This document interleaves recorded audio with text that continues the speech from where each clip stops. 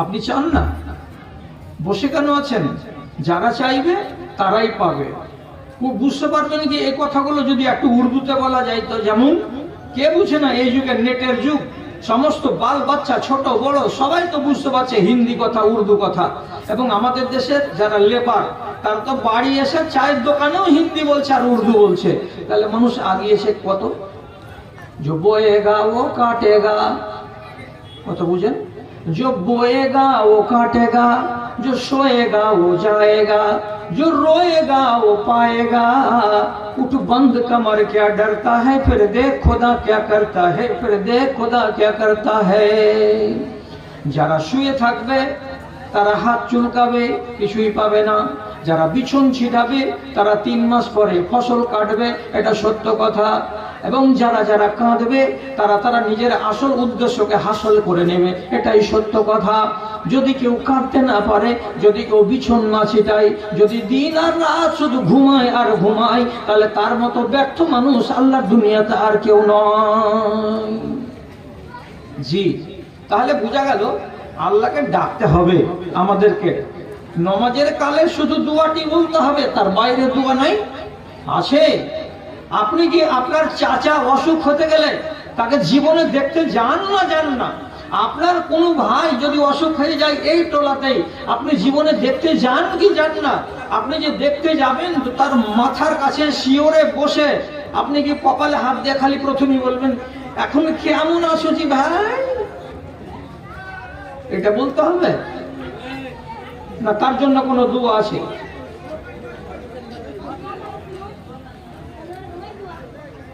Cricket খেলা চলছে,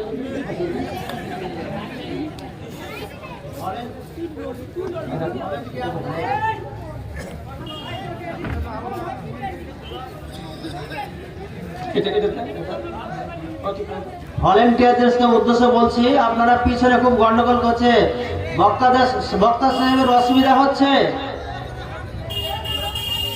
কারিকুল ঠিকাদার আপনি কন্ট্রোল করুন।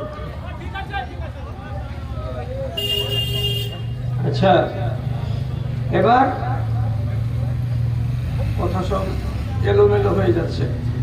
খুব সুনাম শুনছিলাম আর মনে মনে ভাবছিলাম যে এটা বিলাইমারি গ্রাম, কিন্তু পরে জানতে পারলাম যে এটা বিলাইমারি নয়। আর আমার ধারণা যে বিলাইমারিতে জালসা করেছি তো এটাও জালসা ওই রকমই হবে।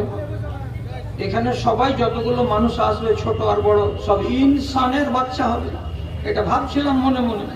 কিন্তু এখানে যে ভাগ বসে আছে আর কাহর, এটা তো আর আমি আগে জানতে পারিনি। এই অশান্তি যদি সৃষ্টি করে আমার মজলিসে, তা আমি হাত জোড় করে মাপ চাই যে এইরকম জায়গাতে আমাকে আনিয়েন না। আমি ওরকম মানুষই নই, আমি ওরকম মৌলবি নই যে কেউ আমার পাশে ডানে আর বামে রং ছলনা করবে আর আমি ক্যাসেট বাজা হয়ে বাজবো। এটা আমার ফিতরাতে নেই, আমার নেশারে নেই। কিন্তু কি করব, যার বাড়ি বেড়াতে এসেছি তার মরেছে মা, আর তার বাড়ি যদি না তাদের কাঁদনে না কাঁদি তো খাইতে পাবো না। এই জন্য মাইকে কথা বলছি। আচ্ছা ভাই, কথা শুনুন এইবার। আল্লাহকে তো ডাকলেন, এটার নাম দোয়া। তো যেটি নমাজে আছে সেই দিকে চিনেন, নামাজের বাইরের গুলো কি চিনেন না। ভাইকে দেখতে গেলেন, তো ভাইকে দেখতে গেলে ভাইয়ের কাছে বসে দোয়া পড়তে হবে একটা। এটা এক ধরনের দোয়া, লা বাসা তাহুরুন ইনশাআল্লাহ। যদি আমার জানা না থাকে তাহলে পরে আমি গেলাম, চেহারা দেখাইলাম, ভালো মন্দ পুজ করে নিলাম, বাড়ি চলে এলাম। এটা কিন্তু উচিত দেখা হলো না। আপনি সুন্নাত তারিকায় রুগীটাকে দেখে আসতে পারলেন না, কেন?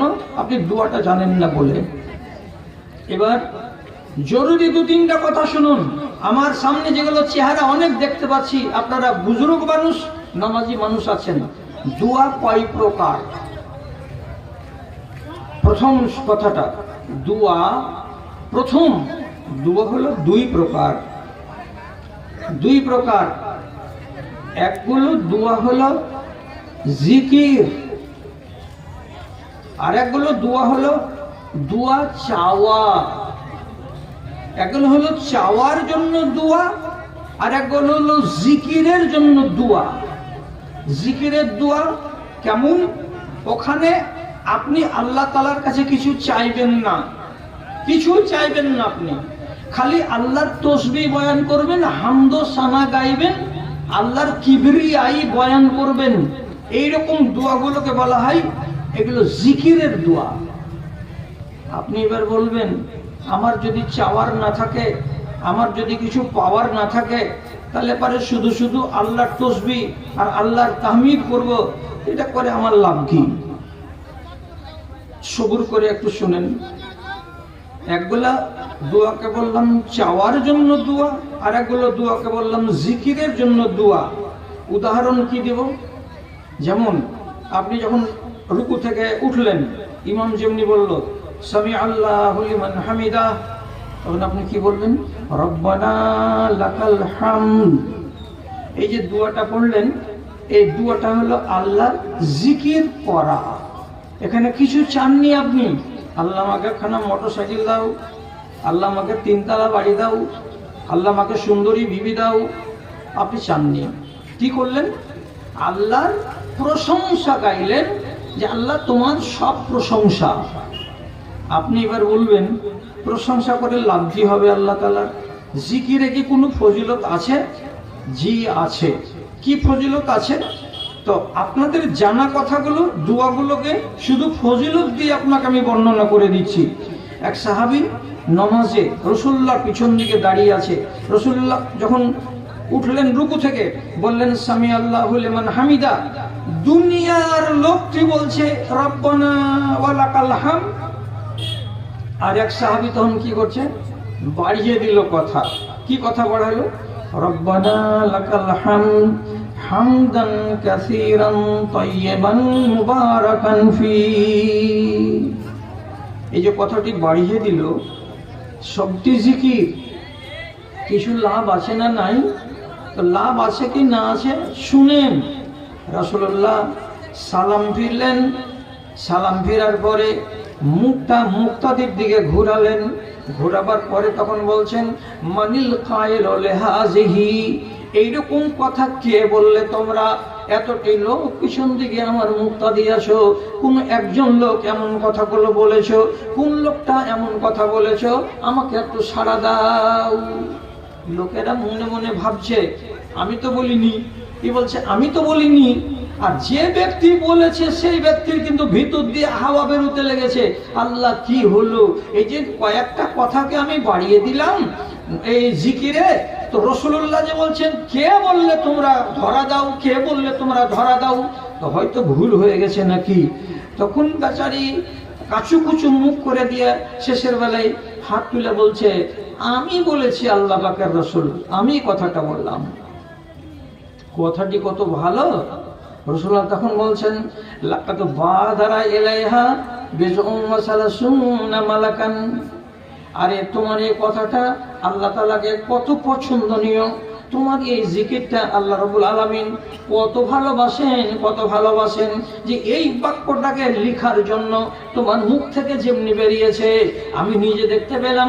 33 জন আল্লাহর ফেরেশতা খাতা কলম নিয়ে দৌড়ে চলে এসেছে তোমার সামনে, আমার সামনে। কেন দৌড়ে এসেছে? ও মনে মনে ভাবছে আমি আগে লিখবো, এ মনে মনে ভাবছে আমি আগে লিখবো, ও মনে মনে ভাবছে আমি আগে লিখবো। তাহলে 33 জন আল্লাহর ফেরেশতা কলম নিয়ে দৌড়াদৌড়ি করছে, আর কলম নিয়ে তাড়াতাড়ি করছে। আগে লিখবে কে আর আগে পৌঁছাবে আল্লাহর কাছে কে? তাহলে আন্দাজ করো তো ওরে মুসলমানেরা, এই দোয়াটা বলতে গেলে কতখানি সওয়াবের ভাগীদার হওয়া যায়। জিকিরে লাভ নাই, কতটি নেকি হলো। দোয়াটা কি বললেন?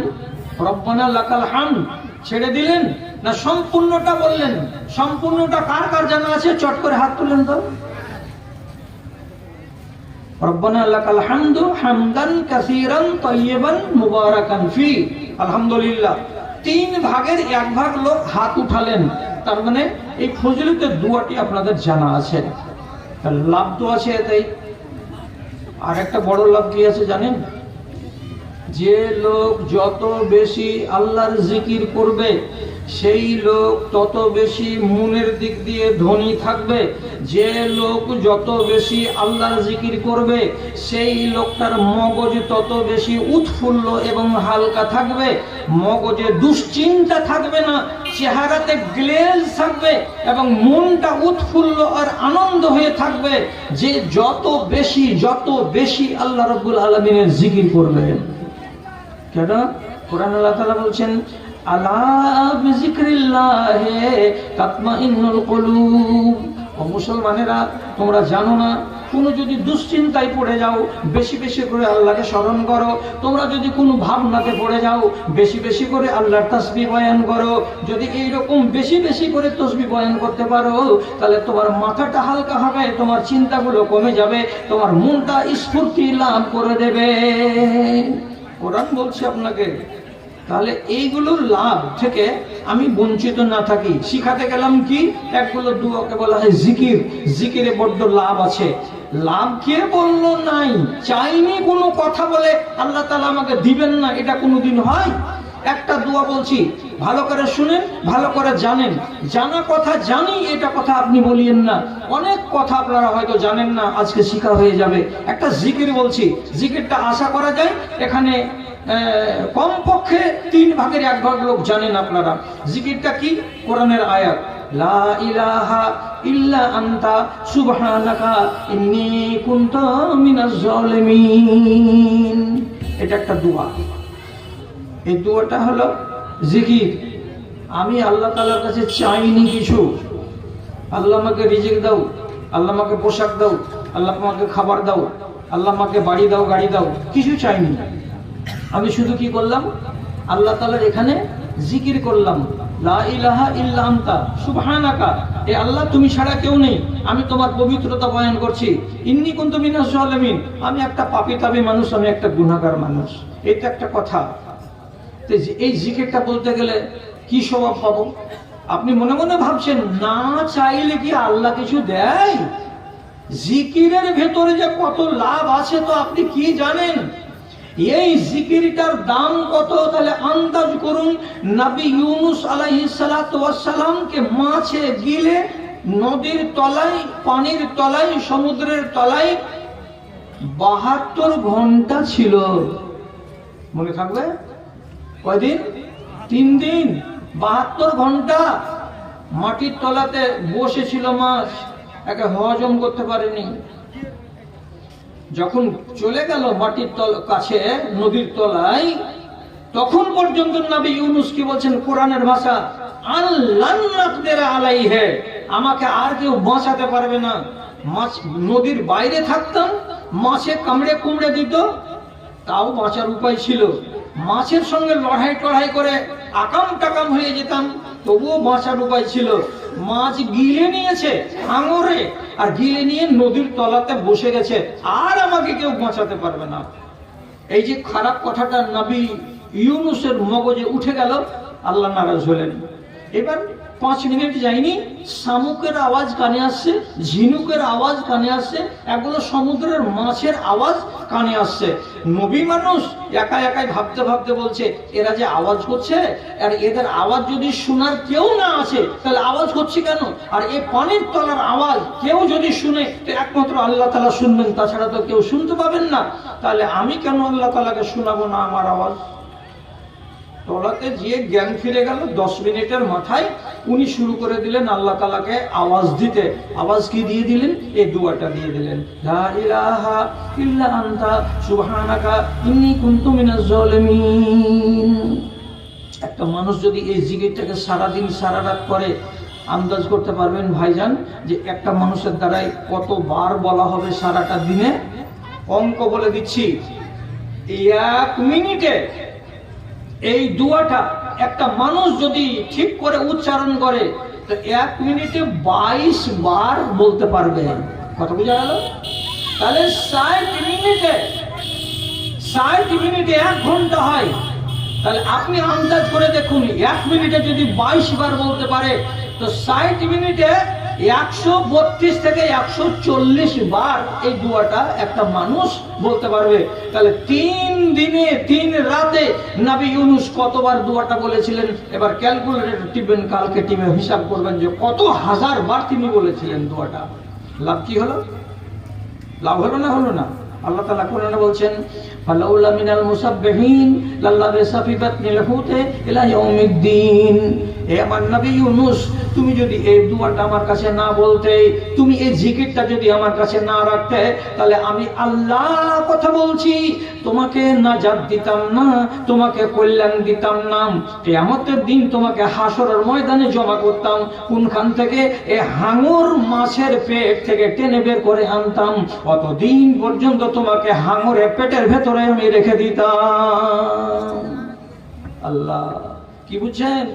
তাহলে হাঙরের পেট থেকে বের করে আনলো কে? এই জিকিরটা। এর ফজিলতে কি লেখা আছে? মা দাআ বিহি কওমুন ইল্লা ইসতুজিবা লাহু।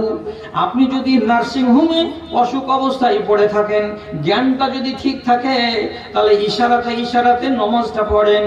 টাইমে টাইমে যদি 10 রাকাত নামাজ পড়তে না পারা যায়, তো কমসে কম 4 রাকাত জোহরের আদায় করেন, 4 রাকাত ইশারায় ইশারায় আসরের নামাজ আদায় করেন। যদি ফরজগুলোকেই কোন রকম করে করতে পারেন, আল্লাহর কসম খেয়ে বলছি দাদাই আমার, আর তার সাথে সাথে সারা দিন সারা রাত বলতে থাকেন লা ইলাহা ইল্লাল্লাহ, লা ইলাহা ইল্লা আনতা সুবহানাকা ইন্নী কুনতু মিনাজ জালিমিন। মুখটা যদি চলতে থাকে আর আপনি যদি এটাকে পাহাড় বানিয়ে দিতে পারেন, তো নবী করিম সাল্লাল্লাহু আলাইহি সাল্লাম বলছেন, পৃথিবীর কোন বিপদগ্রস্ত মানুষ যতই বড় মুসিবতে পড়ুক না কেন, তার মউত যদি লেখা না থাকে রে বান্দা, তাহলে তোমাকে অবশ্যই ওই মুসিবত থেকে নাজাত দিব আমি আল্লাহ। জি, তো ফজিলত আছে জিকিরে না নাই? জিকিরের প্রতি খেয়াল মানুষের কম আছে। লাভ আছে জিকিরে। চাওয়ার দোয়া বলছি আপনাকে, কেন যে টাইম আমার হাতে আছে। কি জিকিরের আরেকটা দোয়া যদি আপনাকে বলি, একটা ছোট্ট দোয়া। কি দোয়াটা? সুবহানাল্লাহি ওয়া বিহামদিহি সুবহানাল্লাহিল আযীম। কার জানা নাই? যার জানা নাই ও কপাল পোড়া, আর মেয়েদের ভেতরে যার জানা নাই সে কপাল পুড়ি। এটা ছোট্ট দোয়া, আর এত মিষ্টি দোয়া পৃথিবীর মুসলমানেরা জানবে না, এটা কি ভাবা যায়? ছোট্ট একটা দোয়া, সুবহানাল্লাহি ওয়া বিহামদিহি সুবহানাল্লাহিল আযীম। এই ছোট দোয়াটা একটা জিকির। কিচ্ছু চাননি আপনি আল্লাহ তাআলার কাছে, খালি একটু মুখে আল্লাহর প্রশংসা করেছেন, আল্লাহর গুণকীর্তন করেছেন। কি লাভ হবে? রাসূলুল্লাহ বলছেন, সকাল বেলায় ফজরের নামাজের পরে আপনি যদি 100 বার এই দোয়াটা বলে নিতে পারেন, লাভ কি হবে? রাসূল করিম সাল্লাল্লাহু আলাইহি সাল্লাম বলছেন, মান ক্বালা হাযিহি মিআতা মাররাতিন, কোন মানুষ যদি 100 বার এটাকে সকাল বেলায় বলে দিতে পারে, তো হাত্তা খাতায়াহু ওয়া ইন কানাত মিসলু জাবাদিল বাহারে, ওর গুনাহ যদি সমুদ্রের ফেনার সমান হয়। কতটি হয়? সমুদ্রের ফেনার সমান হয়। সমুদ্রে কতটি ফেনা হয় দাদাই আমার?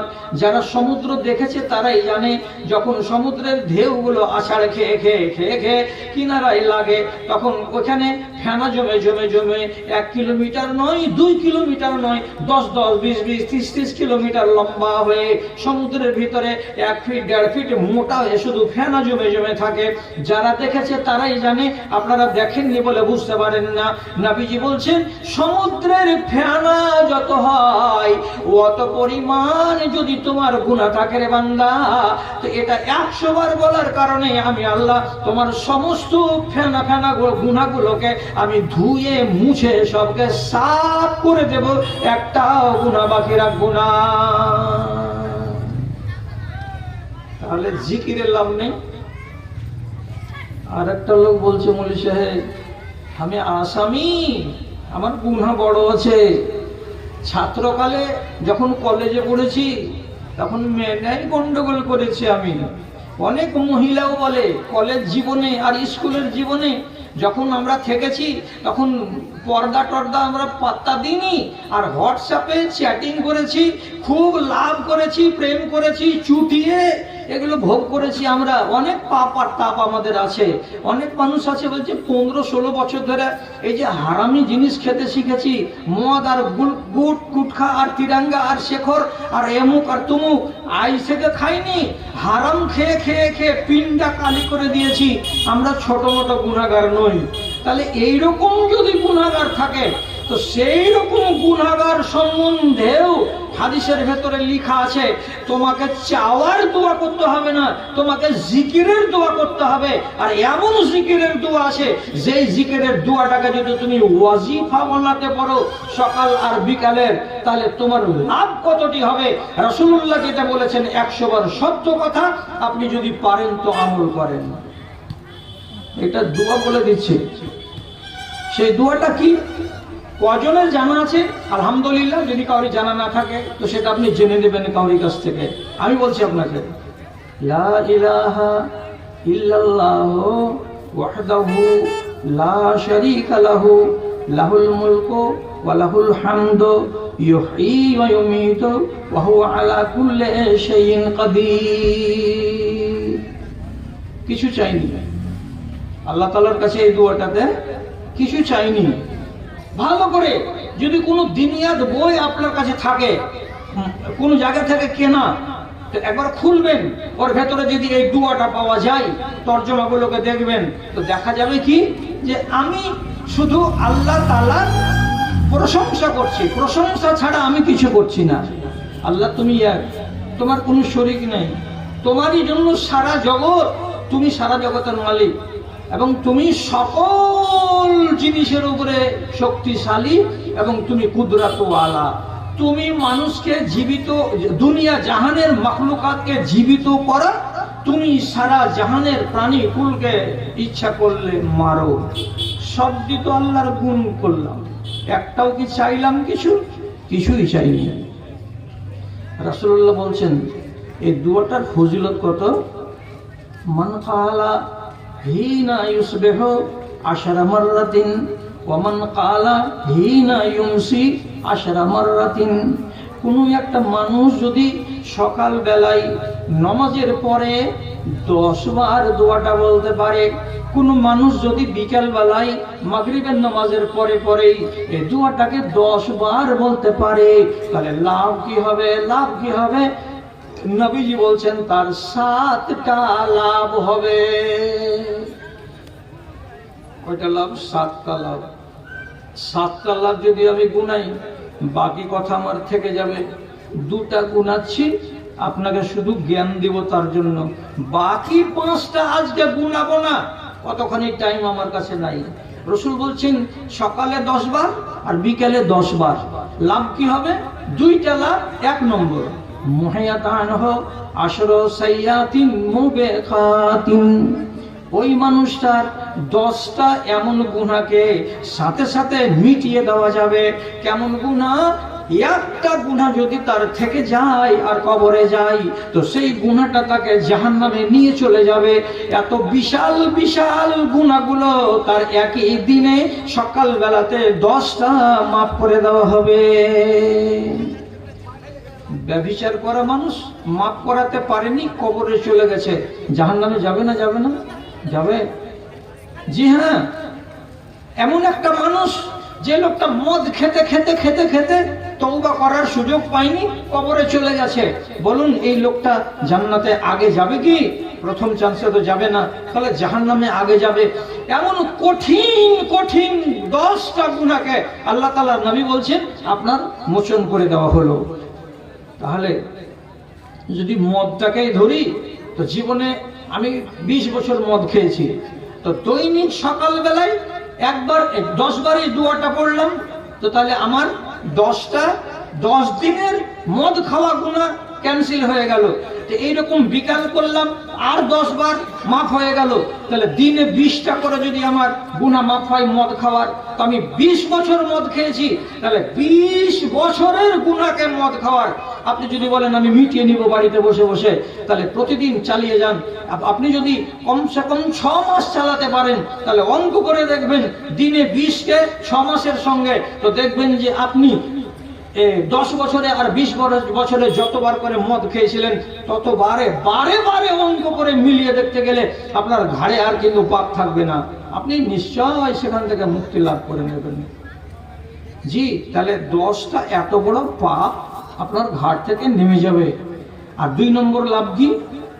নবীজি বলছেন কুতিবা লাহু আশরু হাসানাতিন মুজিবাতিন, এই লোকটার জন্য 10টা এমন নেকি লিখে দেওয়া যাবে, যেই নেকিগুলোর ভেতরে যদি তার একটা তার কাছে থাকে, একটা যদি তার কাছে থাকে, তাহলে একটাই নেকি তাকে জান্নাত নিয়ে চলে যাবে। নিশ্চয় নিশ্চয় জান্নাত ওয়াজিব করে দেবে তার জন্য। এমন বড় বড় নেকিগুলো তার নামে 10টা লিখে দেওয়া যাবে। তাহলে বলুন তো, এই মানুষটার জান্নাত যেতে কি আর কোনো অসুবিধা হওয়ার কথা না? এত বড় বড় নেকি আল্লাহ তাআলা লিখে দেবেন, বড় বড় নেকি। বুঝাতে পারছি কি? বুঝাতে যদি না পারি, আমার দিকে খেয়াল করুন। একটা লোক সাদা কাপড় গায়ে চাপালো, মাথা ঢাকলো না, ঘাড়ের তলা দিয়ে বগলের তলা দিয়ে ঘাড়ে এপারে করে দিল, বিনা সিলাইয়ের আর একটা চাদর গায়ে দিল, এটাকে বলা হয় ইহরামের কাপড়। আর লোকটা যারা এই কাপড় পরে যায়, তারা মক্কাতে প্রবেশ করার আগে এই কাপড়টাকে পরে যেতে হয়, এটাকে হলো ইহরামের কাপড়। যারা এই কাপড় পরে লব্বাইক লব্বাইক লব্বাইক বলতে বলতে বলতে বলতে আল্লাহ রাব্বুল আলামিনের দরবারে চলে গেল, তাহলে সেই মানুষটা ও যদি আল্লাহ না করে 3 দিন পরে 4 দিন পরে আল্লাহ ওকে মউত দিয়ে দিল, তাহলে মুহরিম ব্যক্তিটা এই সাদা 2টা কাপড়েই ওকে আপনি দাফন করে দেন। মাথাটা ঢাকতে হবে না, মনে থাকবে কথা, বিলাই মারি না রুহি মারিল। ইহরাম পরা অবস্থাতে যে কবরে গেল, তখন ওর কাপড়টা কেমন ছিল? এইরকম, এইভাবে বগলের তলা দিয়ে এইভাবে থাকবে, মাথা ঢাকতে পাবে না। ওই হালাতেই মাথাকে খোলা রেখে আপনি তাকে দাফন করে দেবেন। এক ফজিলত কতটি? ফাইন্নাহু ইয়াতি ইয়াউমাল কিয়ামাতি মুলাব্বিয়ান, কিয়ামতের দিন রুহিমারির লোক দৌড়াবে, নিজে বিড়ির বিড়ির করে বলবে আর বলবে, আল্লাহ কোনখানে খাড়া হবে, কোনখানে খাড়া হবো, আজ আমার কি হবে, আজ আমার কি হবে। আর এই মানুষটা যে কিয়ামতের মাঠে হাজির হয়েছে, ও আর কিচ্ছু বলবে না, ওর মুখ দিয়ে শুধু ওই কথাটাই বের হবে যে কথাটা বলতে বলতে সে মরেছিল, অর্থাৎ লাব্বাইক আল্লাহুম্মা লাব্বাইক, লাব্বাইক লা শারীকা লাকা লাব্বাইক, আল্লাহ আমি তোমার দরবারে হাজির, আল্লাহ আমি তোমার দরবারে হাজির। তো যে মানুষটা মরার পরেও আল্লাহ রাব্বুল আলামিনের দরবারে হাজির হয়ে লাব্বাইক লাব্বাইক বলতে থাকবে, তাহলে চিন্তা করেন তো এই মানুষটার কপালে কি আর বিপদ হতে পারে? হবে? আর হবে না। তাহলে আপনি এই দোয়াটা যদি বলেন, তো একটা মানুষ ইহরাম গায়ে দেওয়া অবস্থাতে যদি কাবার প্রাঙ্গণে সেই এলাকাতে গিয়ে মরে যায়, তো যতটা ফজিলত কামাই করে নেয়, আপনি বাড়িতে বসে বসে এরকম 10টা নেকি কামাই করে নিলেন। কিসের বদৌলতে? এই দোয়াটাকে বলার